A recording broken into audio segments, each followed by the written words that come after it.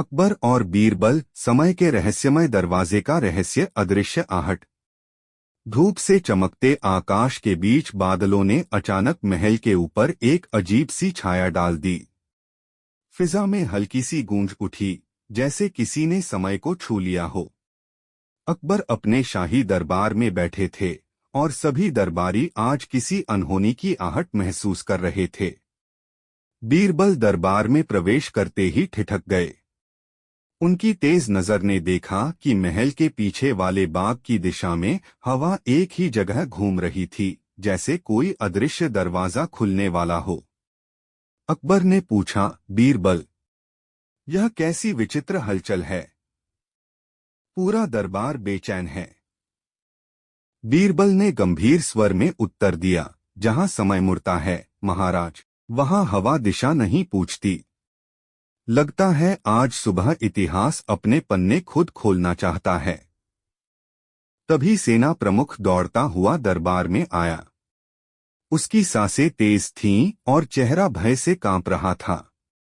महाराज, महल के पीछे प्राचीन खंडहरों में एक चमकता हुआ दरवाजा प्रकट हुआ है और उसके आसपास समय रुक गया है। पक्षी उड़ना भूल गए, पत्ते गिरना भूल गए और पहरेदार हिलना भूल गए। दरबार में सन्नाटा छा गया। अकबर खड़े होकर बोले, यह जादू है या ईश्वरीय संकेत?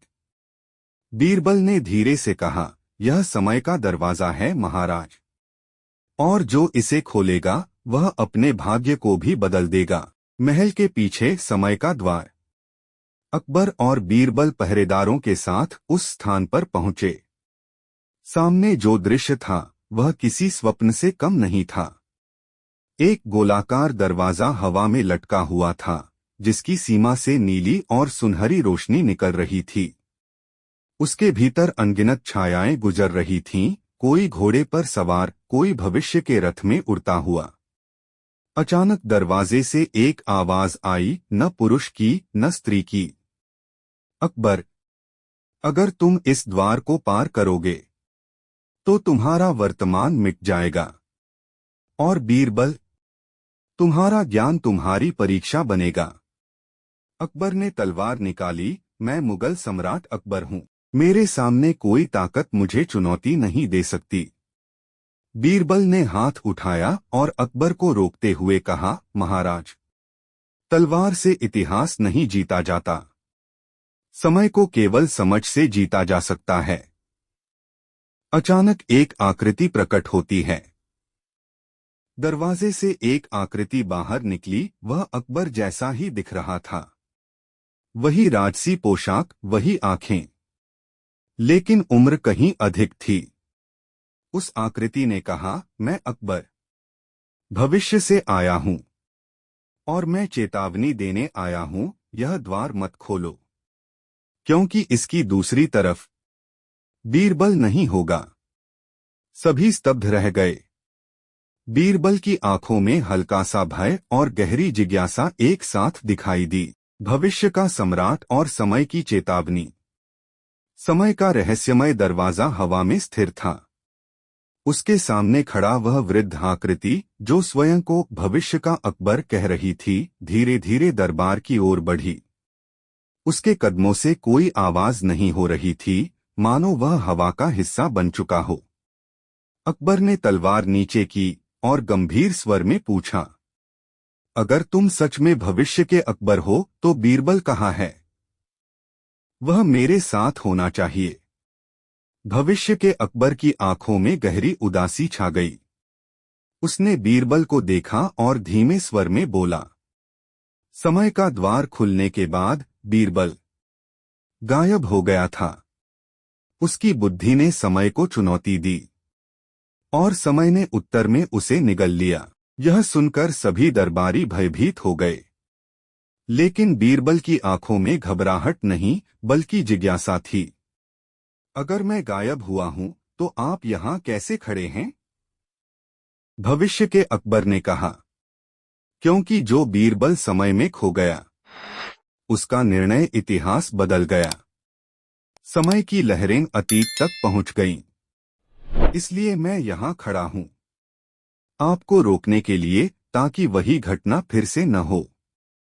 समय की रेत का संकेत। अचानक दरवाजे की सतह पर एक अद्भुत दृश्य उभरा। उसमें दिख रहा था एक विशाल रेगिस्तान। बीरबल अकेला खड़ा था। उसके आसपास कोई इंसान नहीं, केवल टूटी तलवारें और हवा में उड़ती समय की रेत। बीरबल ने उस दृश्य को ध्यान से देखा और बोला, यह कोई सामान्य स्थान नहीं, यह समय का निर्वासन स्थल है, जहां वो भेजे जाते हैं जो इतिहास का मार्ग बदल देते हैं। अकबर ने दृढ़ स्वर में कहा, अगर बीरबल कभी खोया था तो इस बार मैं उसे खोने नहीं दूंगा। भविष्य का अकबर आगे बढ़ा और हाथ उठाकर बोला, महाराज, यह दरवाजा केवल बहादुरों की परीक्षा नहीं लेता, यह भावनाओं को भी परखता है। अगर आपने एक गलती की तो आपका वर्तमान नष्ट हो जाएगा, आपकी यादें मिट जाएंगी और मुगल साम्राज्य का इतिहास कभी लिखा ही नहीं जाएगा। दरबार में रहस्यमय परिवर्तन। इतने में महल के स्तंभों पर अजीब लिपियां चमकने लगीं, जैसे इतिहास स्वयं जीवित हो उठा हो। वह लिपि एक ही वाक्य दोहराने लगी, एक निर्णय, हजार परिणाम। बीरबल ने तुरंत वह संकेत पढ़ लिया और अकबर से बोला, महाराज, यह द्वार चाहे डरावना हो, पर इसके पीछे कुछ ऐसा है जो हमारे आने वाले भविष्य को प्रभावित करेगा। यदि हम नहीं गए तो भविष्य का तूफान स्वयं हमारे वर्तमान में प्रवेश कर जाएगा। अकबर ने भविष्य वाले स्वयं की ओर देखा और कहा, अगर तुम भविष्य से आए हो और रोक रहे हो तो कोई कारण जरूर है। पर मैं मुगल सम्राट अकबर हूं, मैं भाग्य से नहीं, निर्णय से इतिहास लिखता हूं। भविष्य के अकबर की आंखों से एक चमक निकली। उसने कहा, तो याद रखो, यह यात्रा तलवार या सेना की नहीं होगी, यह यात्रा होगी बुद्धि, विश्वास और त्याग की। समय का द्वार खुलता है। अचानक दरवाजे से एक तेज रोशनी निकली और उसने केवल अकबर और बीरबल को अपने प्रकाश में खींच लिया। बाकी सभी वहीं स्थिर रह गए। दोनों के शरीर हवा में तैरने लगे। पास से गुजरते दृश्य बदलने लगे, कभी अतीत, कभी भविष्य, कभी युद्ध, कभी शांति। कभी एक बच्चा जो बीरबल के जैसा दिखता था, कभी एक बूढ़ा जो अकबर जैसा, और फिर सब कुछ अंधेरा हो गया। भविष्य का साम्राज्य जहां अकबर और बीरबल अनजान थे। अंधेरा धीरे धीरे छंटा। अकबर और बीरबल ने जब आंखें खोलीं तो वे किसी अजनबी भूमि पर खड़े थे। उनके चारों ओर ऊंचे महल थे, पर यह कोई साधारण महल नहीं थे। वे बादलों से ऊपर तक फैले हुए थे, जैसे आसमान को छूने की कोशिश कर रहे हों। हवा में तैरते रथ उड़ रहे थे, जिन पर पहरेदार बैठे थे, जिनकी कवच धातु की नहीं बल्कि समय की रोशनी से बनी थी। बीरबल ने गहरी नजर से चारों ओर देखा और धीरे से कहा, महाराज, यह मुगल साम्राज्य है, पर यह वह नहीं जो हमने बनाया था। यह समय के 100 वर्षों बाद का संस्करण है। अकबर चौंक गए। 100 वर्ष बाद? तो हमारे बाद इस साम्राज्य का क्या हुआ? बीरबल ने अपनी उंगली से हवा में एक तैरते स्तंभ को छुआ। अचानक उस स्तंभ पर इतिहास के दृश्य उभर आए। अकबर का राज्य, जहांगीर, शाहजहां और फिर एक महान सम्राट जिसे भविष्य में लोग अकबर पुनर्जन्म कहते थे। भविष्य के लोगों की नजर में बीरबल। बीरबल ने अगला दृश्य देखा। वहां हजारों लोग एक विशाल हॉल में खड़े थे और वे बीरबल की मूर्ति की पूजा कर रहे थे। उस मूर्ति पर लिखा था, बीरबल, वह व्यक्ति जिसने समय को पराजित करने की कोशिश की और खो गया। अकबर ने गंभीर स्वर में पूछा, क्या यह वही क्षण है जिसके बारे में भविष्य का अकबर चेतावनी दे रहा था?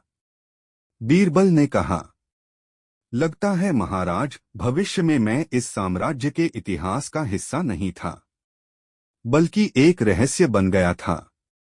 लोग नहीं जानते मैं कहाँ गया। शायद इसी यात्रा का परिणाम है कि मेरा नाम समय की गहराइयों में खो गया।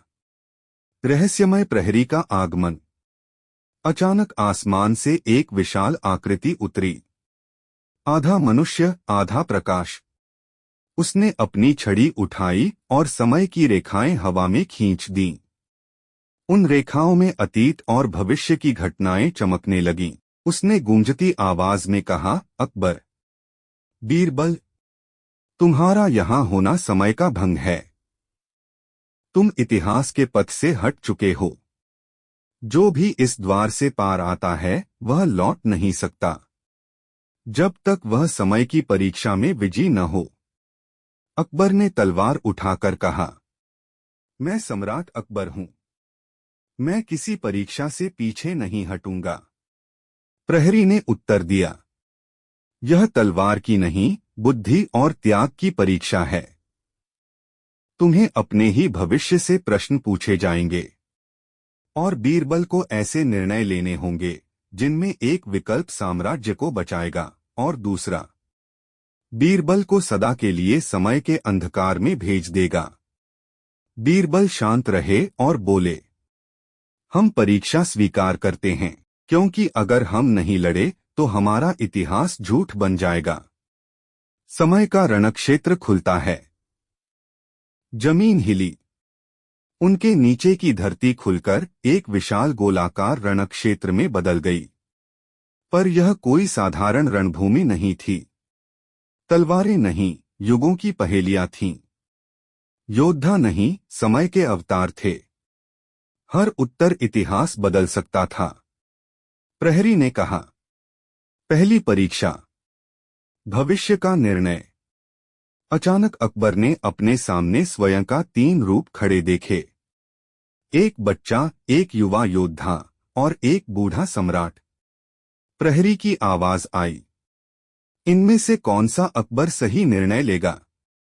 गलत चुना तो इतिहास समाप्त। बीरबल की आंखों में चमक आई। उसने धीरे से मुस्कुराते हुए अकबर की ओर देखा और कहा, महाराज, अब खेल शुरू हुआ है। 3 अकबर, एक सही सम्राट। प्रहरी की तिलस्मी छड़ी के संकेत पर समय का रणक्षेत्र चमक उठा। अकबर और बीरबल ने देखा, 3 व्यक्तित्व उनके सामने खड़े थे। तीनों सम्राट अकबर जैसे ही लग रहे थे, लेकिन 3 अलग अलग आयु में। पहला, बालक अकबर, जिसकी आंखों में मासूमियत और जिज्ञासा थी। दूसरा, युवा अकबर, मजबूत, वीर और अदम्य साहस से भरा हुआ। तीसरा, वृद्ध अकबर, जिसकी आंखों में समय का अनुभव, गहरी समझ और थोड़ा सा पश्चाताप झलक रहा था। प्रहरी ने आदेश दिया, सही अकबर का चयन करो। यदि तुम गलत चुने तो समय तुम्हें अस्वीकार कर देगा और यह परीक्षा यहीं समाप्त हो जाएगी। अकबर ने अपनी ओर देखकर कहा, मैं तो जानता हूं कि मैं कौन हूं। यह तो आसान है। लेकिन बीरबल ने तुरंत संकेत किया, नहीं महाराज, यह साधारण विकल्प नहीं। यह कर्म और परिणाम का चुनाव है। यहां प्रश्न यह नहीं कि आप कौन हैं, बल्कि समय की दृष्टि में कौन योग्य है। तीनों अकबर की परीक्षा शुरू। प्रहरी ने तीनों अकबर से प्रश्न पूछे। पहला प्रश्न, अगर प्रजा विद्रोह कर दे और राजगद्दी छिन जाए तो तुम क्या करोगे? बालक अकबर बोला, मैं भगवान से प्रार्थना करूंगा कि वह मुझे बचाएं। युवा अकबर बोला, मैं तलवार उठाऊंगा और विद्रोह को कुचल दूंगा। वृद्ध अकबर बोला, मैं पहले समझूंगा कि विद्रोह क्यों हुआ। यदि मेरी गलती है तो मैं उसे सुधारूंगा। यदि शत्रु की चाल है तो बुद्धि और रणनीति से जीतूंगा। बीरबल ने हल्की मुस्कान से अकबर को देखा, मानो पहले उत्तर का संकेत मिल गया है। दूसरा प्रश्न, तुम्हारी सबसे बड़ी शक्ति क्या है? बालक अकबर, मेरा भाग्य। युवा अकबर, मेरी सेना और तलवार। वृद्ध अकबर, मेरी प्रजा का विश्वास और मेरे सलाहकार की बुद्धि। यह सुनकर अकबर को महसूस हुआ, यह चयन भावनाओं का नहीं, दूरदर्शिता का है। बीरबल की अंतिम परीक्षा, प्रहरी ने तीसरा और अंतिम प्रश्न केवल बीरबल से किया। बीरबल, कल्पना करो भविष्य में अकबर को दो विकल्प दिए जाते हैं। एक विकल्प उसे अमरता देता है पर साम्राज्य नष्ट हो जाता है। दूसरा विकल्प उसे मानव जीवन देता है पर उसका नाम इतिहास में अमर हो जाता है। बीरबल, तुम कौन सा अकबर चुनोगे? सबकी नजर बीरबल पर टिक गई। बीरबल ने गंभीरता से कहा, वह अकबर जो अमर होने की इच्छा रखेगा वह साम्राज्य खो देगा, पर जो अपने जीवन को साधारण समझकर प्रजा की भलाई चुनेगा वही सच्चा सम्राट है। इसलिए भविष्य का वह अकबर सही है जो स्वयं को नहीं इतिहास को जीवित रखे। यह सुनकर वृद्ध अकबर आगे बढ़ा और प्रकाश से भर उठा। समय की घंटियां बज उठीं। आकाश में लिखा उभरा, निर्णय सही है। पहला द्वार पार किया गया। समय का नया द्वार खुलता है। प्रहरी ने गंभीर आवाज में कहा, अकबर और बीरबल, अब तुम्हें दूसरी परीक्षा के लिए तैयार होना होगा।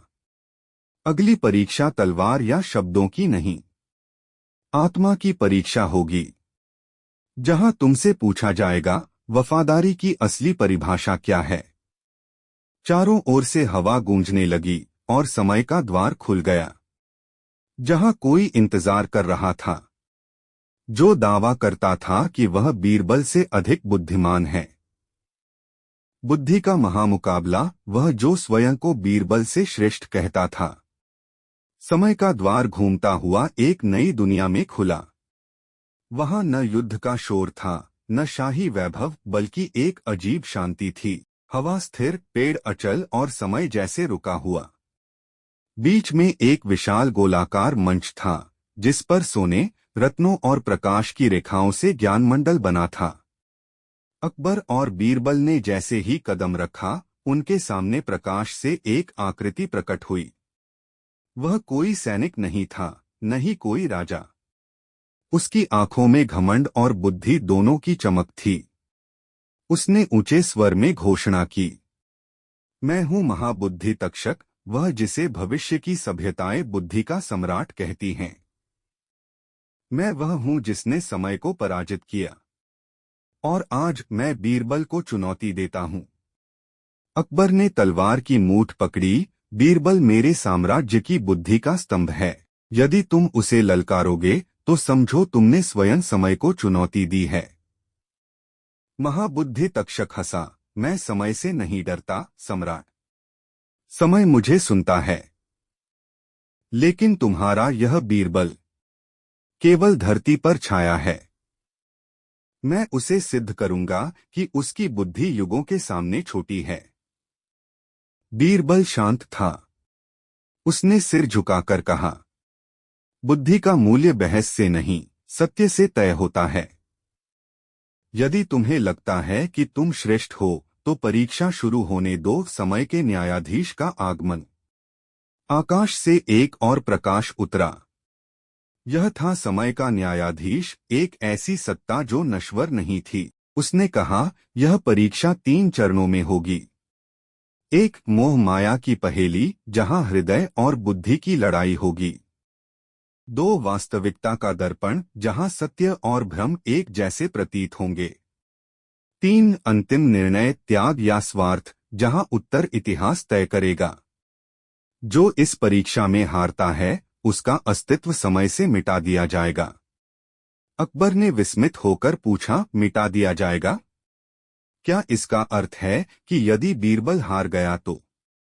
न्यायाधीश ने उत्तर दिया, तो बीरबल कभी पैदा ही नहीं हुआ होगा और इतिहास में उसका नाम नहीं होगा। अकबर चिल्ला उठे, यह अन्याय है। बीरबल ने हाथ उठाकर अकबर को शांत किया और बोला, महाराज, जहां सत्य की परीक्षा होती है वहां भय का स्थान नहीं। यदि मेरी बुद्धि सत्य पर आधारित है तो समय स्वयं मेरा मित्र बनेगा। पहली परीक्षा, मोह माया की पहेली शुरू। महाबुद्धि तक्षक ने अपनी छड़ी उठाई। हवा में 3 वस्तुएं प्रकट हुईं। 1, सोने का मुकुट, राजसत्ता का प्रतीक। 2 एक आंसू की बूंद मानवीय भावनाओं का प्रतीक। 3 एक दीपक ज्ञान का प्रतीक। तक्षक बोला, बीरबल, इन तीनों में से बताओ कौन सी वस्तु सबसे शक्तिशाली है। जिसने इसे चुना वह संसार का स्वामी हो जाता है। सभी लोग उत्तर का इंतजार कर रहे थे। अकबर सोच रहे थे कि मुकुट ही प्रभुत्व देता है। दरबारियों की आत्मा में दीपक की ओर आकर्षण था। आंसू को सभी ने सबसे कमजोर समझा। तक्षक मुस्कुराया और बोला, सावधान, गलत उत्तर का अर्थ होगा अस्तित्व का अंत। बीरबल ने आंखें बंद की, क्षण भर मौन रहा और फिर धीरे से बोला, सबसे शक्तिशाली न मुकुट है न दीपक, बल्कि आंसू की बूंद है। क्योंकि मुकुट शक्ति देता है, दीपक ज्ञान, लेकिन आंसू मानवता देता है। जिसके पास मानवता है वही न्यायपूर्वक शासन कर सकता है। जिसने करुणा को जीता उसने संपूर्ण संसार को जीत लिया। जैसे ही यह शब्द बोले गए, आंसू की बूंद चमक उठी और प्रकाश में परिवर्तित होकर न्यायाधीश की मुहर बन गई। समय के न्यायाधीश ने घोषणा की, पहली परीक्षा बीरबल विजयी। महाबुद्धि तक्षक की आंखों में पहली बार चिंता की झलक आई। वास्तविकता का दर्पण जहां सत्य स्वयं सामने आ गया। पहली परीक्षा में बीरबल की विजय के बाद समय का रणभूमि गंभीर मौन में डूब गई। अचानक धरती कांपी और ज्ञानमंडल के बीच से एक विशाल दर्पण उठने लगा। यह कोई साधारण दर्पण नहीं था, इसमें चेहरा नहीं, आत्मा का सत्य दिखाई देता था। समय के न्यायाधीश ने घोषणा की, दूसरी परीक्षा वास्तविकता का दर्पण। इसमें प्रत्येक व्यक्ति को अपने मन का छिपा हुआ सत्य दिखाई देगा। जो स्वयं को स्वीकार करेगा वह आगे बढ़ेगा। जो सत्य से भागेगा समय से मिट जाएगा। महाबुद्धि तक्षक मुस्कुराया, अब देखेंगे बीरबल अपने ही सत्य से कैसे बचेगा। पहले सामना अकबर का दर्पण की ओर अकबर बढ़े। जैसे ही उन्होंने उसमें देखा, उनका एक छिपा हुआ रूप प्रकट हुआ। वह सम्राट अकबर नहीं था, बल्कि एक सामान्य मनुष्य, वैभव और शक्ति से रहित। वह छाया रूप बोली, अकबर, तुम कहते हो कि तुम न्यायप्रिय हो, पर क्या तुमने कभी किसी निर्णय में हृदय की जगह सिंहासन को तरजीह नहीं दी? क्या तुमने कभी बीरबल को खतरे में नहीं डाला सिर्फ इसलिए कि तुम सत्य जानना चाहते थे? अकबर का चेहरा गंभीर हो गया। उनकी आंखों में चमक कम हुई और सन्नाटा छा गया। बीरबल ने अकबर की ओर देखकर धीरे से कहा, महाराज, यह दर्पण आपकी गलतियां नहीं दिखा रहा, बल्कि आपकी मानवता दिखा रहा है। जो राजा स्वयं पर प्रश्न करने का साहस रखता है वही सच्चा सम्राट होता है। अकबर ने बिना हिचकिचाए कहा, हाँ, मैं स्वीकार करता हूं कि मुझसे गलतियां हुई, पर मैंने हमेशा सत्य और न्याय के मार्ग पर लौटना चुना। मैं सम्राट हूं इसलिए नहीं कि मैं अचूक हूं, बल्कि इसलिए कि मैं स्वीकार कर सकता हूं कि मैं भी इंसान हूं। दर्पण चमक उठा और अकबर सफल घोषित हुए। अब बीरबल का सत्य सामने आया। महाबुद्धि तक्षक ने ताली बजाई, अब देखते हैं महान बीरबल का छिपा चेहरा क्या दिखाता है। दर्पण में बीरबल का प्रतिबिंब उभरा, पर वह बीरबल जैसा नहीं था। वह उदास और अकेला दिख रहा था। उस छायारूप ने कहा, बीरबल, सब कहते हैं कि तुम सबसे बुद्धिमान हो, पर क्या कभी तुमने सोचा कि तुम्हारी बुद्धि ने तुम्हें भी अकेला कर दिया है? लोग तुमसे प्रेम नहीं करते, बल्कि डरते हैं कि तुम उनकी सोच पढ़ लोगे। तुमने मुस्कुराते हुए सबकी मदद की, पर क्या तुम स्वयं कभी खुश रहे? पूरा रणक्षेत्र मौन हो गया। ये शब्द बीरबल के हृदय में गहराई तक उतर गए। सम्राट अकबर ने आगे बढ़कर बीरबल का हाथ थामा और बोले, बीरबल, यदि तुम अकेले होते तो मैं आज यहाँ नहीं होता। एक राजा की तलवार उसकी सेना होती है, पर उसका हृदय उसका मित्र होता है। और वह मित्र तुम हो। बीरबल ने आंखें बंद कर लीं। उनकी आंखों में एक बूंद चमकी, पर वह कमजोरी नहीं, सत्य की स्वीकृति थी। बीरबल ने दर्पण से कहा, हाँ, मैं स्वीकार करता हूँ। मेरी बुद्धि मेरी शक्ति है, पर मेरी कमजोरी भी। पर मैं अकेला नहीं हूँ, क्योंकि मेरे साथ मेरा सम्राट है और उनकी प्रजा की उम्मीद है। दर्पण हजारों रोशनी में बदल गया और समय के न्यायाधीश ने घोषणा की, दूसरी परीक्षा बीरबल विजयी। पर तभी एक नया संकट। अचानक महाबुद्धि तक्षक क्रोधित हो उठा। उसकी आंखों में आग जल उठी। वह चिल्लाया, तीसरी परीक्षा की आवश्यकता नहीं। मैं बीरबल को अभी चुनौती देता हूं, बुद्धि के अंतिम युद्ध में, जहां प्रश्न नहीं होंगे, बल्कि समय स्वयं विरोधी होगा। आकाश फटने लगा और तीसरी, अंतिम और सबसे खतरनाक परीक्षा शुरू होने वाली थी। अकबर और बीरबल की कहानी। शीर्षक, अंधकार का पहरेदार और अदृश्य हाथ। बीरबल ने जैसे ही द्वार खोला, सामने का दृश्य देखकर कुछ क्षण के लिए स्वयं को संभालना पड़ा। महल का वह हिस्सा बिल्कुल सुनसान था। न रोशनी, न पहरा, बस एक अजीब सी नमी और ठंडी हवा का बहाव, मानो भीतर कोई अदृश्य शक्ति सो रही हो। अकबर धीमे स्वर में बोले, बीरबल, क्या यहाँ वास्तव में कोई जीवित प्राणी है? बीरबल ने दीवार को छुआ, जिस पर हल्की सी कंपन थी, जैसे कोई अंदर दीवारों के भीतर चल रहा हो।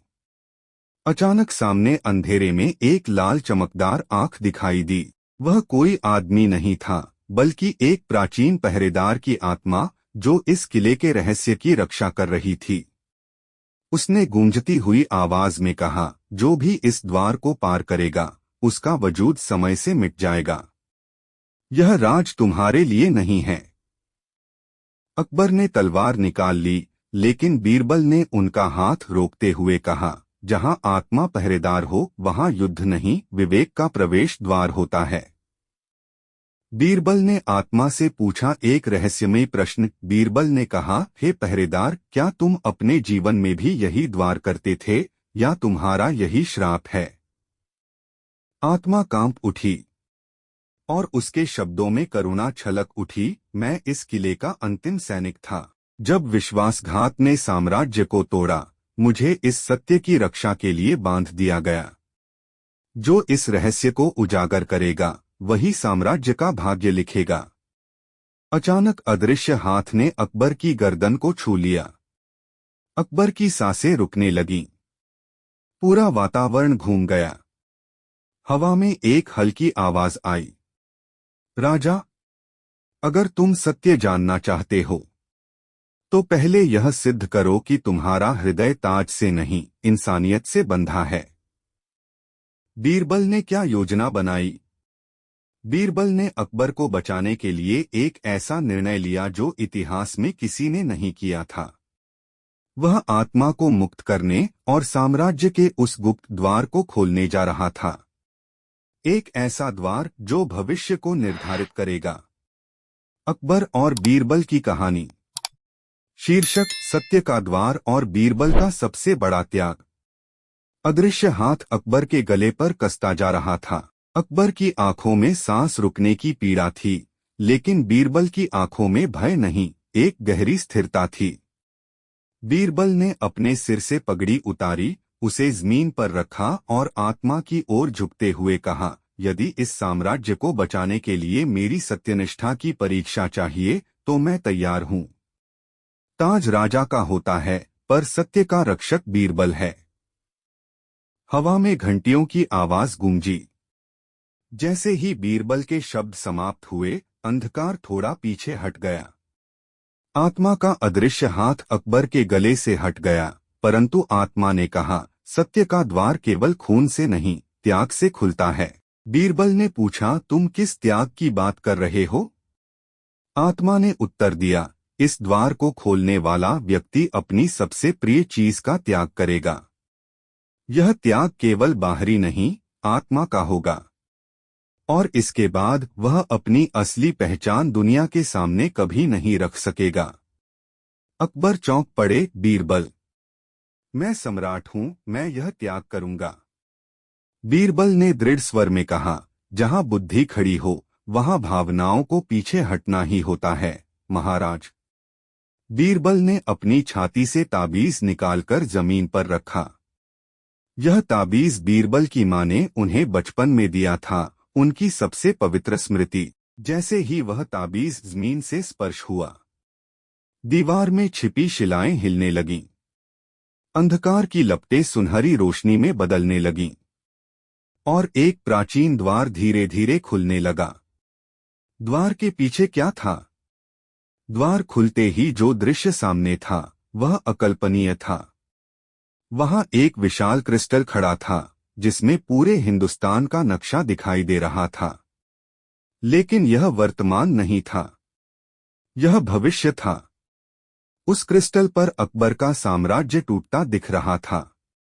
युद्ध, गद्दारी और वह नाम जो विश्वासघात करके सिंहासन को हथियाने वाला था, वह नाम जगमगा रहा था।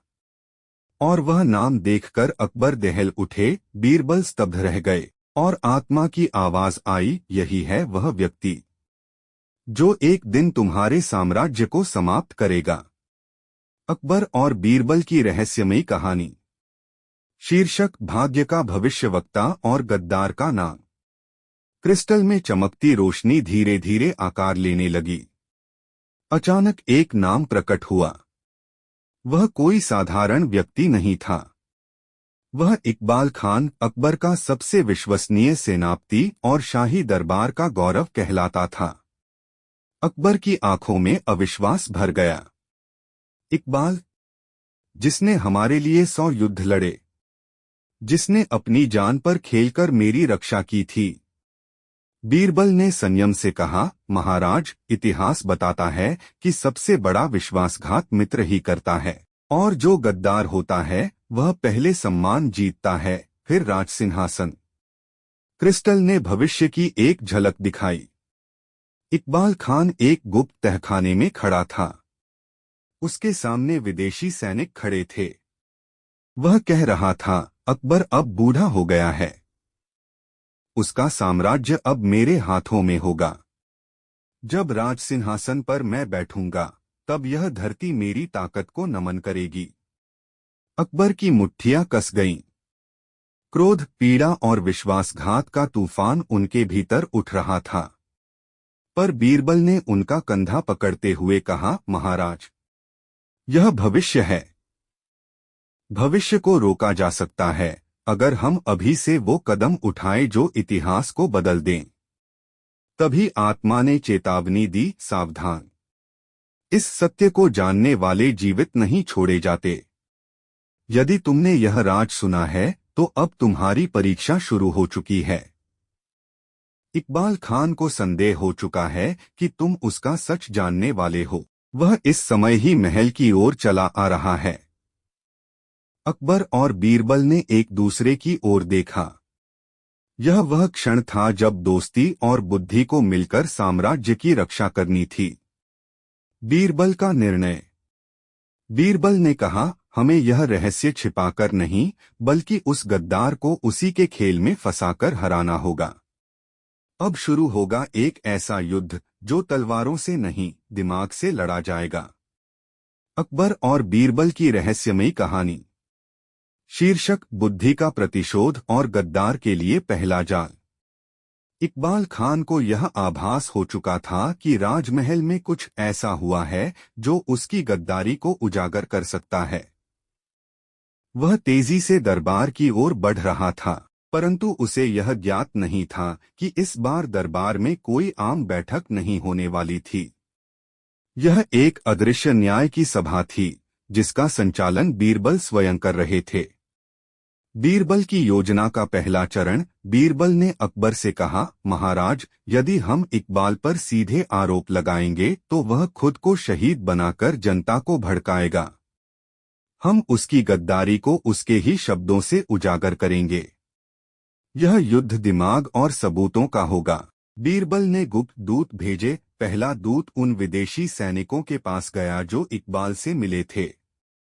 दूसरा दूत उस तहखाने में छिपे दस्तावेज ढूंढने गया। तीसरा दूत इकबाल की सेना में भ्रम फैलाने के लिए भेजा गया। चौथा दूत सिर्फ एक व्यक्ति को देखने के लिए गया।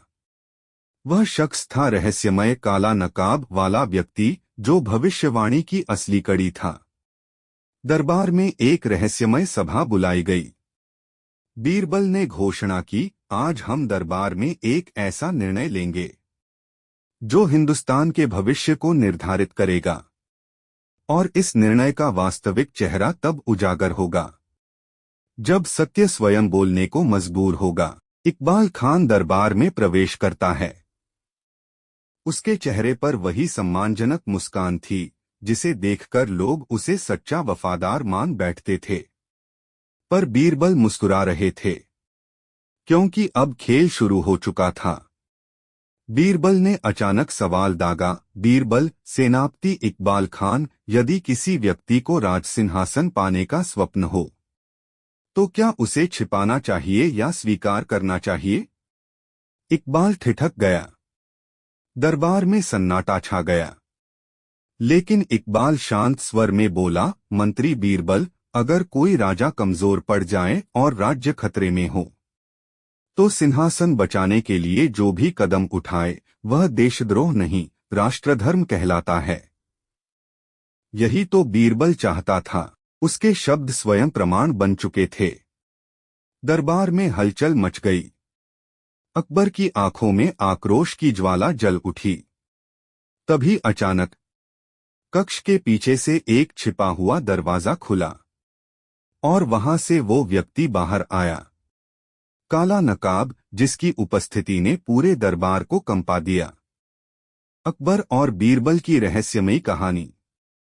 शीर्षक, काला नकाब का खुलासा और भविष्यवाणी का असली वारिस। दरबार में जैसे ही काला नकाब वाला व्यक्ति अंदर आया, हर दरबारी की सांस थम गई। उसकी उपस्थिति में एक ऐसा अद्भुत तेज था जो डर और सम्मान दोनों का आभास करा रहा था। इकबाल खान की आंखों में पहली बार भय दिखाई दिया, मानो उसने किसी ऐसे व्यक्ति को देख लिया हो जिसे वह कभी सामने नहीं देखना चाहता था। काला नकाब ने धीमे स्वर में कहा, सेनापति इकबाल खान, तुम्हारा खेल अब समाप्त है। उसकी आवाज में कोई क्रोध नहीं था, बल्कि एक न्याय की गूंज थी। बीरबल की रणनीति उजागर होती है। काला नकाब कोई सामान्य व्यक्ति नहीं था। वह महारानी हमीदा बानो बेगम का गुप्त दूत और मुगल साम्राज्य का भविष्य संरक्षक था, जिसे केवल महान सम्राटों के उत्तराधिकारी चुनने के लिए तैयार किया गया था। वह किसी गद्दार को नहीं, बल्कि पूरे राजवंश के भाग्य को परखता था। इकबाल खान की गुप्त बातें सामने आने लगीं। काला नकाब ने एक मंत्र से ढका हुआ क्रिस्टल गोला आगे रखा। उसमें वही दृश्य दिखाई दिया जो अकबर और बीरबल ने पहले देखा था। इकबाल खान विदेशी सेनाओं से गुप्त सौदा कर रहा था। इकबाल घबराकर बोला, यह जादू है, यह झूठ है। लेकिन तभी क्रिस्टल में उसकी अपनी आवाज गूंजी, जब अकबर मरेगा तब हिंदुस्तान पर मेरी हुकूमत होगी। पूरा महल कांप उठा। दरबारियों ने इकबाल को पकड़ने की कोशिश की, लेकिन काला नकाब ने हाथ उठाकर सबको रोका। और फिर सबसे बड़ा खुलासा, काला नकाब ने कहा, इकबाल खान मात्र एक मोहरा है। इस गद्दारी का असली सूत्रधार अभी सामने नहीं आया। और यही वह व्यक्ति है जो भविष्यवाणी में कहा गया जादुई साम्राज्य का अंत करने वाला है। अकबर, क्या उसका नाम बताया जा सकता है? काला नकाब धीरे धीरे आगे बढ़ा, महल की दीवार पर अपनी उंगली रखकर एक गुप्त चिन्ह बनाया। दीवार अपने आप खुली और वहां से एक गुप्त वंशवृक्ष, लिनिएज ट्री, प्रकट हुआ। उस वंशवृक्ष का अंतिम नाम देखकर अकबर और बीरबल स्तब्ध रह गए। उस नाम पर लिखा था सलीम, यानी अकबर का अपना पुत्र युवराज सलीम। अकबर और बीरबल की रहस्यमयी कहानी। शीर्षक, सलीम का नाम और भविष्यवाणी का असली अर्थ। दरबार में सन्नाटा छा गया।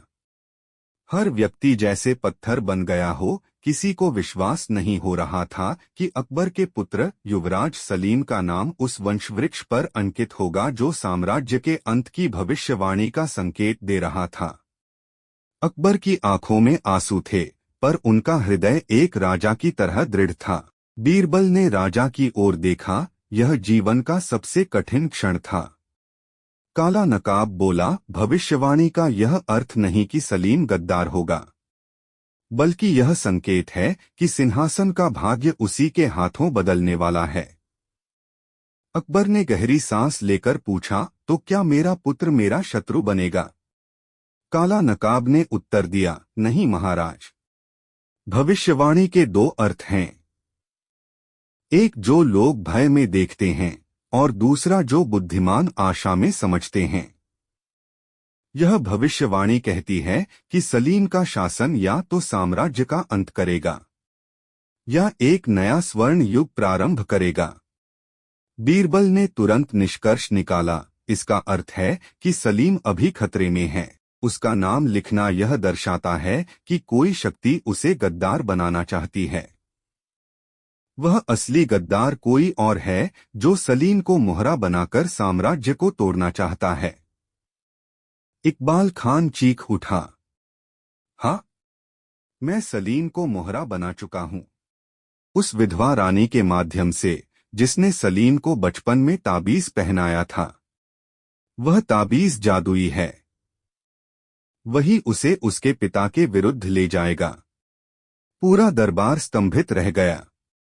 काला नकाब ने कहा, वही ताबीज जो बीरबल ने त्याग कर द्वार खोला था। उसी ताबीज का दूसरा भाग अभी भी सलीम के पास है। बीरबल की आंखों में चमक आई, तो इसका अर्थ है कि यदि हम उस ताबीज के प्रभाव को नष्ट कर दें तो भविष्यवाणी का अंधेरा समाप्त कर सकते हैं। इसी क्षण एक संदेशवाहक आया। संदेश, युवराज सलीम महल छोड़ चुके हैं और उनके साथ वही रहस्यमय महिला है जो खुद को स्वर्ग की दूत बताती है। अकबर और बीरबल की रहस्यमयी कहानी। शीर्षक, जादुई ताबीज और रहस्यमयी स्त्री का रहस्य। संदेश पाकर पूरा महल हिल गया। युवराज सलीम का अचानक गायब होना किसी साधारण घटना का परिणाम नहीं था। यह वही जाल था जिसकी भविष्यवाणी सदियों पहले लिखी गई थी। बीरबल ने तुरंत निर्णय लिया, महाराज, यदि हम विलंब करेंगे तो सलीम उस शक्ति के नियंत्रण में चला जाएगा जो उसे सिंहासन का विध्वंसक बनाना चाहती है। हमें तुरंत यात्रा शुरू करनी होगी। अकबर और बीरबल ने रात्रि में ही गुप्त प्रस्थान किया। उनके साथ केवल काला नकाब और 4 विश्वसनीय सैनिक थे। रास्ते में रहस्यमयी स्त्री के पैरों के निशान दिखाई दिए। उन निशानों से हल्की नीली रोशनी निकल रही थी, मानो वह कोई मानवी देवी हो और धरती उसके चरण छू रही हो। पैगंबर का प्राचीन स्थल। कुछ मील दूर एक प्राचीन अवशेषों वाला स्थान था जहां पत्थर अपने आप मंत्रोच्चार करने लगे। वहां सलीम खड़ा था और उसकी आंखें स्थिर थीं, मानो वह सम्मोहन में हो। उसके सामने वह रहस्यमयी स्त्री खड़ी थी। लंबे काले बाल, आंखों में गहरी चमक और हाथ में वही दूसरा आधा ताबीज। उसने एक रहस्यमयी स्वर में कहा, सलीम, आज तुम केवल अकबर के पुत्र नहीं बल्कि जादुई साम्राज्य के चुने हुए उत्तराधिकारी हो। तुम्हारा भाग्य इतिहास को नष्ट करेगा या उसे नया जन्म देगा। अकबर ने सलीम को पुकारा, सलीम, तुम्हारे पिता बुला रहे हैं, लौट आओ। पर सलीम ने कोई उत्तर नहीं दिया। तभी बीरबल आगे बढ़े और अपने हाथ में जादुई क्रिस्टल लेकर बोले, अगर तुम्हारा ताबीज सत्य है तो यह क्रिस्टल उसके रहस्य को उजागर करेगा। क्रिस्टल ने ताबीज की ओर रोशनी फेंकी और अचानक ताबीज में छिपा सच सामने आया। उस ताबीज में सलीम की आत्मा नहीं बंधी थी, बल्कि एक प्राचीन राक्षसी आत्मा का नियंत्रण था जो भविष्यवाणी को गलत दिशा में ले जाना चाहती थी। रहस्यमयी स्त्री हंस पड़ी, अब समझे बीरबल, मैं कोई देवी नहीं, मैं वह हूं जिसे इतिहास अदृश्य साम्राज्ञी कहता है। मेरा लक्ष्य है तुम्हारे पुत्र को सिंहासन का विनाशक बनाना। अकबर का हृदय रक्त बनकर पिघलने लगा। सलीम धीरे धीरे उसकी ओर मुड़ा। उसकी आंखें अब लाल अग्नि बन चुकी थीं। अकबर और बीरबल की रहस्यमयी कहानी। शीर्षक अदृश्य साम्राज्ञी का जन्म और सलीम की आत्मा का युद्ध। सलीम की आंखें अब सामान्य नहीं थीं, वे लाल चमक से जल रही थीं, मानो उसके भीतर कोई दूसरी शक्ति जाग चुकी हो। अकबर ने आगे बढ़कर उसे छूना चाहा, पर अचानक एक अदृश्य शक्ति ने अकबर को पीछे धकेल दिया। हवा में एक कर्कश हंसी गूंजी। अदृश्य साम्राज्ञी ने अपना रहस्य प्रकट किया। वह रहस्यमयी स्त्री बोली, मैं उस युग की रानी हूं जिसे इतिहास ने मिटा दिया। मेरी संतान को सिंहासन से वंचित किया गया, इसलिए मैंने समय की आत्माओं से संधि कर ली। आज सलीम मेरे साम्राज्य का वारिस बनेगा और अकबर का साम्राज्य समाप्त होगा। बीरबल ने शांत स्वर में उत्तर दिया, यदि तू सच में राजवंश से है तो अपना वंश दिखा। तभी उसका ताबीज हवा में उठा और क्रिस्टल से टकराया। आकाश में एक वंश वृक्ष दिखाई दिया, जिसमें एक नाम चमका, रुकैया सुल्तान बेगम, अदृश्य संतान। अकबर स्तब्ध रह गए। यह वही रानी थीं जो अकबर की पहली पत्नी थीं, पर इतिहास में यह तथ्य छिपा था कि रुकैया का एक गुप्त गर्भपात हुआ था, जिसमें उनकी संतान मर गई। पर वास्तव में वह संतान जीवित रही और प्राचीन जादुई राजवंश में पली बढ़ी। बीरबल ने स्थिति को समझा। इसका अर्थ है कि यह स्त्री अकबर के रक्त की ही है। अर्थात सलीम का नियंत्रण इसलिए संभव है क्योंकि दोनों एक ही वंश की रहस्यमयी ऊर्जा साझा करते हैं। सलीम का मनोयुद्ध शुरू होता है। सलीम दो शक्तियों में बंट गया। एक शक्ति जो उसे अकबर का उत्तराधिकारी बनाकर महान बनाना चाहती थी, दूसरी शक्ति जो उसे विनाशकारी राजा बनाना चाहती थी। सलीम ने अपने सिर को पकड़ लिया। उसकी आवाज फट रही थी, अब्बाजान, अमीजान, मुझे बचाइए। बीरबल ने अपनी अंतिम चाल चली। उन्होंने अपने हाथ में वह ताबीज उठाया जिसे उन्होंने त्यागा था। दोनों ताबीज, सलीम का और बीरबल का, हवा में मिले और अचानक एक प्रचंड ज्वाला प्रकट हुई। उस ज्वाला से एक दिव्य आवाज आई, केवल वही व्यक्ति इस श्राप को तोड़ सकता है जो ताज नहीं, त्याग को अपना धर्म माने। अकबर आगे बढ़े, पर बीरबल ने रुकते हुए कहा, महाराज, यह युद्ध अब आपका नहीं, यह मेरा धर्म है।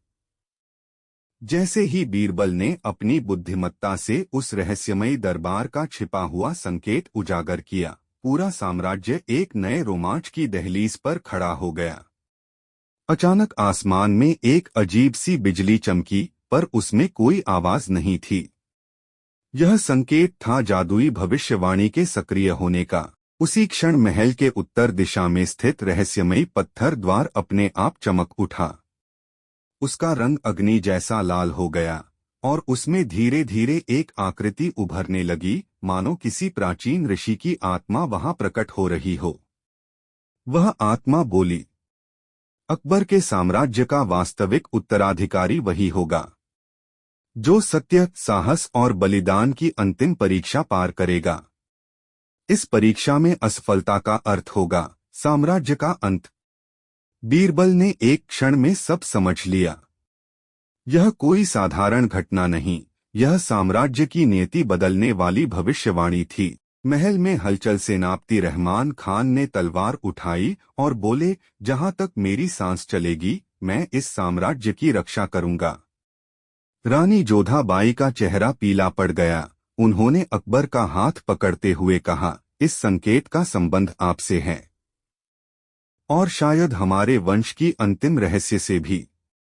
बीरबल की आंखों में चमक थी। उन्होंने कहा, महाराज, यह भविष्यवाणी छिपी नहीं बल्कि हमसे कुछ मांग रही है। एक ऐसा निर्णय जो इतिहास बदल देगा। उसी समय महल की नींव हिल गई। धरती के नीचे से आवाज आई, पहली परीक्षा आरंभ हो चुकी है। अब सबकी नजरें अकबर और बीरबल पर थीं। क्या यह परीक्षा बीरबल की बुद्धि से पार होगी, या अकबर के साहस से, या फिर किसी तीसरी अनजानी शक्ति के हाथों नियति लिखी जाएगी? पहली परीक्षा का द्वार खुल गया, मायावी सत्य का महाभ्रम। जैसे ही धरती हिली और आकाश में अग्निरेखा उभरी, महल की उत्तर दिशा में स्थित रहस्यमयी पत्थर द्वार धीरे धीरे खुलने लगा। उसके खुलते ही भीतर से तेज प्रकाश फैला और एक गूंजती हुई आवाज सुनाई दी। यह पहली परीक्षा है, सत्य की अग्नि परीक्षा। यहाँ जो दिखेगा वह वास्तविक नहीं होगा, और जो वास्तविक होगा उसे पहचानना असंभव होगा। दृश्य बदल गया। अचानक अकबर, बीरबल और उनके साथ खड़े 5 दरबारी अज्ञात स्थान में पहुंच गए। वहां कोई भूमि नहीं थी, केवल आकाश में तैरते द्वीप थे। हर द्वीप पर एक अलग वास्तविकता थी। पहला द्वीप अकबर का अतीत। यहाँ अकबर ने अपने पिता हुमायूं को देखा, जो उनसे कह रहे थे कि सिंहासन त्याग दो। अकबर का मन भ्रमित होने लगा। दूसरा द्वीप बीरबल की असफलता। बीरबल ने खुद को एक ऐसे भविष्य में देखा जहां वह साम्राज्य के खिलाफ खड़ा है। लोग उसे गद्दार कह रहे थे। तीसरा द्वीप साम्राज्य का विनाश। पूरा आगरा जल रहा था और एक रहस्यमयी छाया सिंहासन पर बैठी थी। मायावी आवाज ने नियम बताए, इस परीक्षा में यदि तुम अपने मन के भीतर छिपे सत्य और भ्रम को पहचान लोगे तो मार्ग खुलेगा, पर यदि तुम अपने भय के वश में आ गए तो सदा के लिए इस भ्रमलोक में कैद हो जाओगे। बीरबल की बुद्धि सक्रिय हुई।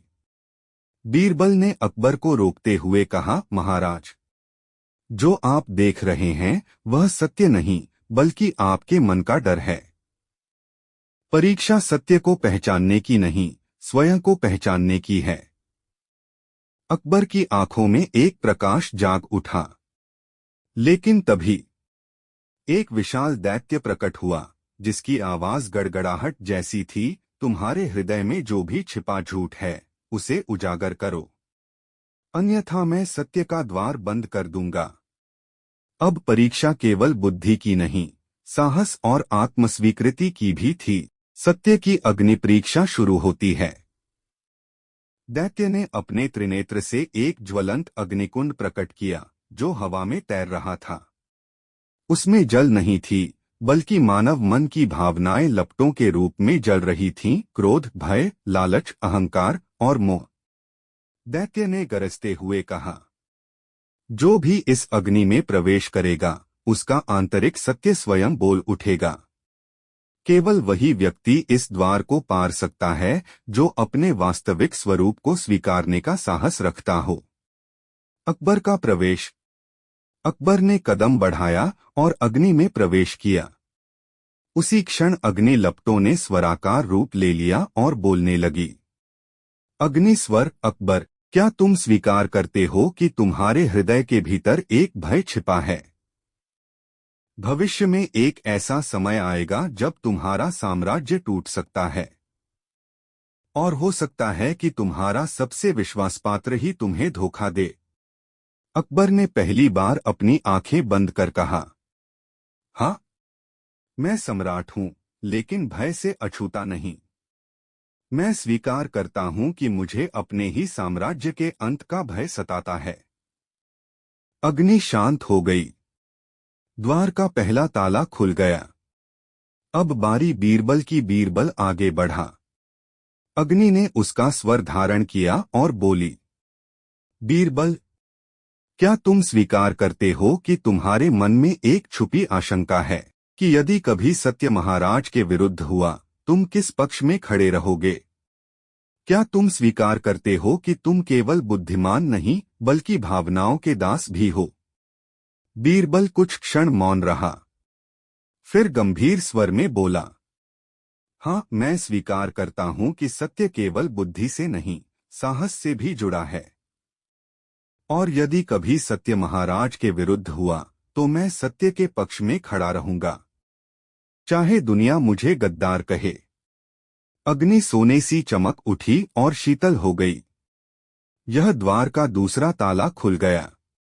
तभी अचानक अग्निकुंड से एक छाया प्रकट हुई। वह कोई दानव नहीं बल्कि एक मानवीय आकृति थी, जिसने मुंह ढका हुआ था। उसने कहा, मैं हूं ब्रह्मपुरोहित, वह जो तुम्हारे विचारों को नियंत्रित करता है। तुमने सत्य स्वीकार किया, पर परीक्षा अभी समाप्त नहीं हुई। अगला दौर है मन के दर्पण का युद्ध, जहां तुम्हें स्वयं से लड़ना होगा। और एक वज्रनाद के साथ अग्नि दर्पण में परिवर्तित हो गई, जिसमें अकबर और बीरबल के प्रतिरूप उभर आए। पर ये प्रतिरूप अंधेरे और क्रूर थे। वे वही थे जो अकबर और बीरबल बन सकते थे, यदि वे सत्य से मुंह मोड़ते। मन के दर्पण का युद्ध आरंभ। आकाश में तैरते उस दर्पण संसार में अकबर और बीरबल के काले प्रतिरूप पूर्ण रूप से जीवंत हो चुके थे। वो नकल नहीं थे, बल्कि अंतरात्मा के अंधकार रूप थे। इनकी आंखों में न प्रकाश था, न भावना, केवल अहंकार और भय की शक्ति। अकबर का प्रतिरूप बोला, मैं वह अकबर हूं जो शक्ति के मद में चूर है। मुझे अपने प्रजा की नहीं, केवल अपने साम्राज्य की सीमाओं की चिंता है। मैं अपने मित्रों को भी धोखा दे सकता हूं यदि वे मेरी आज्ञा न माने। अकबर का हृदय कांप उठा, क्योंकि यह उसका वास्तविक भय था कि कहीं वह इतिहास में एक निर्दयी बादशाह के रूप में न लिखा जाए। अकबर ने तलवार निकाल ली, लेकिन दर्पण अकबर मुस्कुराया और बोला, यदि तुम तलवार से लड़ोगे तो हारोगे, क्योंकि मैं तुम्हारे भीतर ही रहता हूं। बीरबल का अंधेरा प्रतिरूप उभरा, मैं वह बीरबल हूं जो ज्ञान का सौदागर है। मैं सत्य का पक्ष नहीं लेता, बल्कि उससे फायदा उठाता हूं। मुझे न्याय नहीं, प्रसिद्धि चाहिए। बीरबल ने देखा कि उसका वह अंधेरा रूप जमीन को छूते ही धूल को सोने में बदल रहा था। यह संकेत था लोभ का। बीरबल ने अपनी आंखें बंद करके कहा, यह प्रतिरूप मेरा नहीं, मेरे अहंकार का है। और मेरा ज्ञान चाहे जितना भी विशाल हो, यदि उसमें विनम्रता नहीं, तो वह विनाश का कारण बन सकता है। अंधेरे बीरबल ने व्यंग्य से कहा, तो सिद्ध करो कि तुम ज्ञान के सेवक हो, स्वामी नहीं। युद्ध शुरू हुआ, लेकिन यह तलवारों का नहीं, चेतना का युद्ध था। जैसे ही अकबर ने क्रोध में कदम बढ़ाया, उसका प्रतिरूप और शक्तिशाली होता गया। पर जब उसने दया की भावना रखी, दर्पण अकबर की छाती पर दरार पड़ने लगी। बीरबल ने अपनी बुद्धिमत्ता से प्रतिरूप को मात देने के बजाय आत्मस्वीकृति के मार्ग को चुना। दर्पण टूटने का क्षण।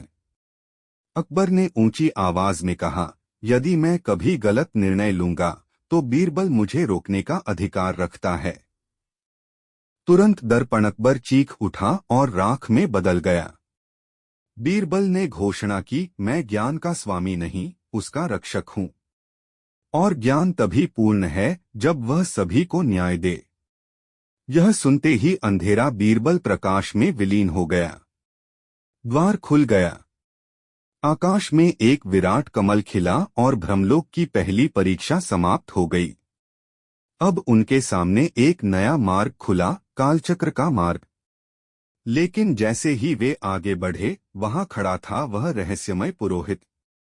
उसने कहा, तुमने अपने अंदर के अंधकार को पराजित किया। अब तैयार हो जाओ उस सत्य का सामना करने के लिए, जो संपूर्ण साम्राज्य की दिशा बदल देगा। अकबर और बीरबल की रहस्यमयी कहानी। शीर्षक, कालचक्र का मार्ग और भविष्य की दृष्टि। ब्रह्मलोक में पहली परीक्षा समाप्त हुई और अकबर व बीरबल अब कालचक्र के मार्ग के सामने खड़े थे। यह मार्ग आकाश में तैरता हुआ एक विशाल गोलाकार द्वार जैसा प्रतीत हो रहा था। द्वार की सतह पर अनगिनत चित्रकूट उकेरे गए थे, साम्राज्य के अतीत, वर्तमान और संभावित भविष्य की झलकियां। काला नकाब और रहस्यमयी पुरोहित उनके साथ थे।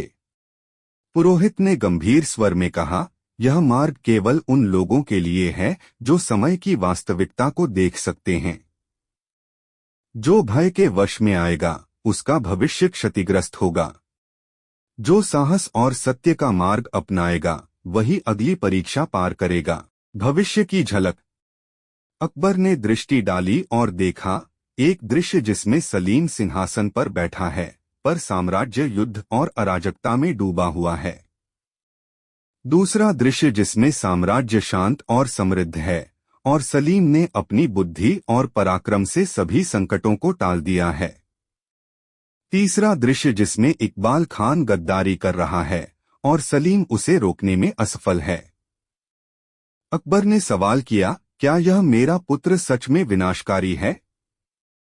बीरबल ने गंभीर स्वर में उत्तर दिया, भविष्य अभी स्थिर नहीं है महाराज, यह केवल संभावनाएं हैं। सलीम का भाग्य अब इस परीक्षा पर निर्भर करता है कि हम उसे सही मार्ग दिखाएं या नहीं। अकबर की चुनौती। पुरोहित ने द्वार के बीच में खड़ा एक सत्यकुंड दिखाया।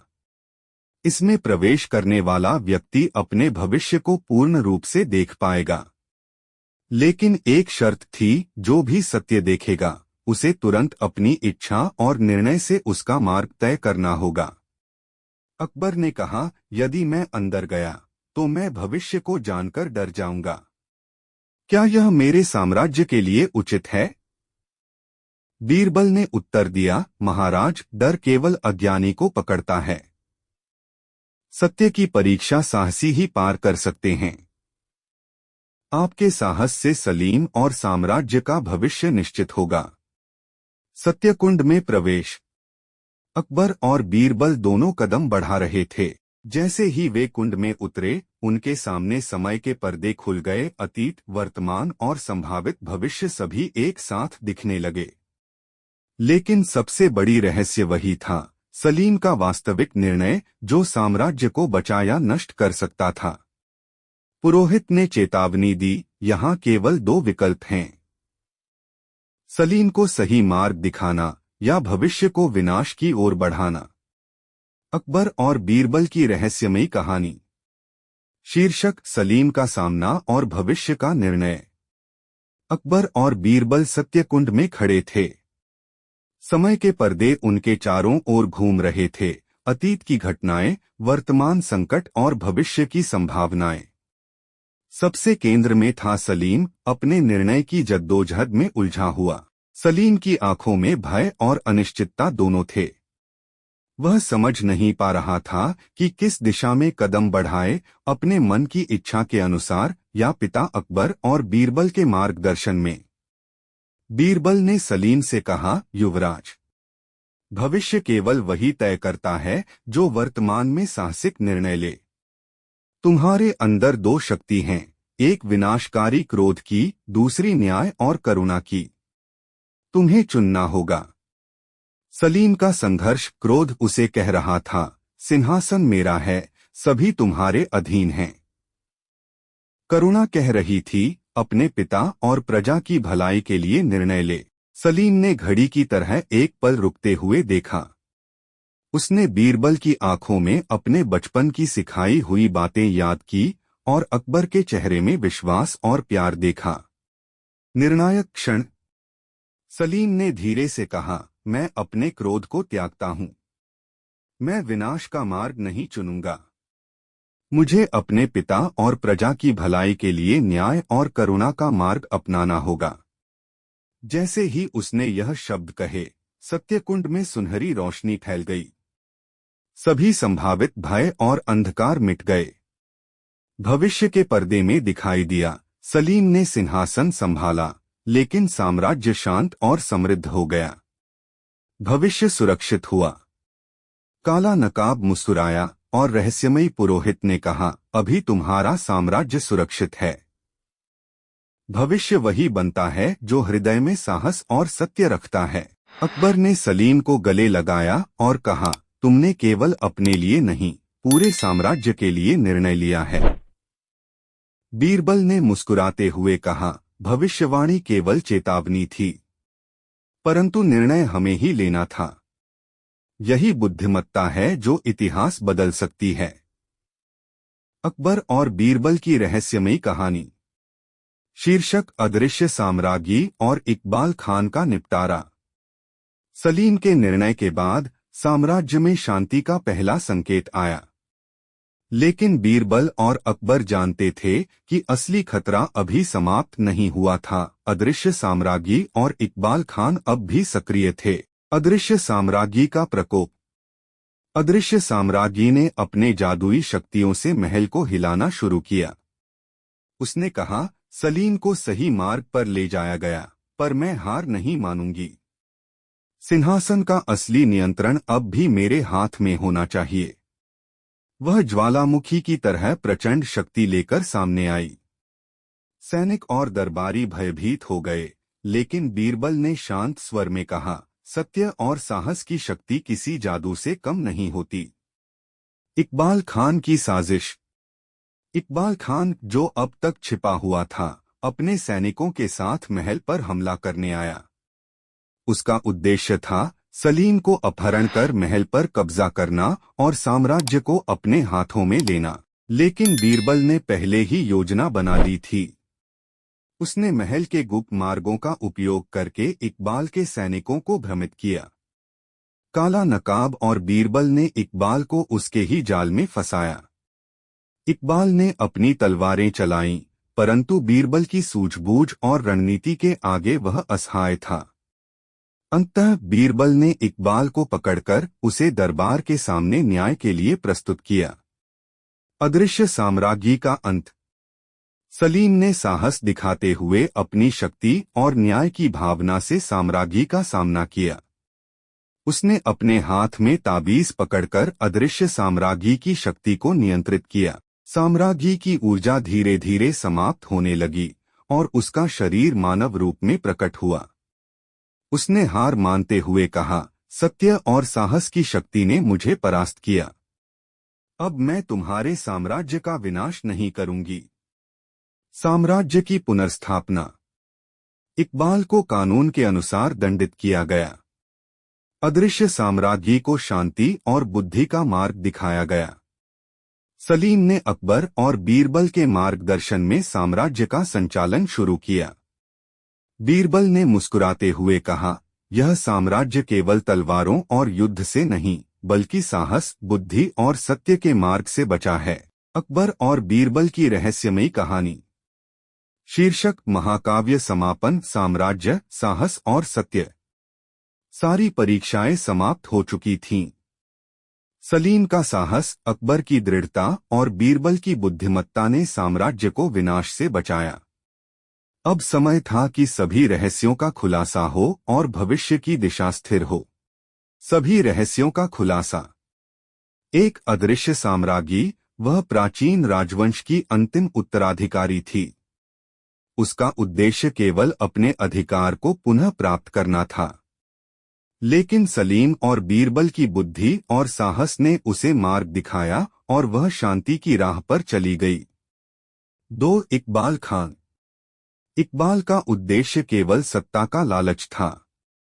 बीरबल ने उसकी चालाकियों को भांप लिया और उसे न्याय के कटघरे में लाकर साम्राज्य की रक्षा की। 3. भविष्यवाणी और ताबीज। जादुई ताबीज केवल चेतावनी का माध्यम था, असली शक्ति थी साहस, सत्य और बुद्धि। सलीम ने यह साबित किया कि सही निर्णय लेने वाला ही साम्राज्य का असली उत्तराधिकारी है। 4. कालचक्र और भ्रमलोक।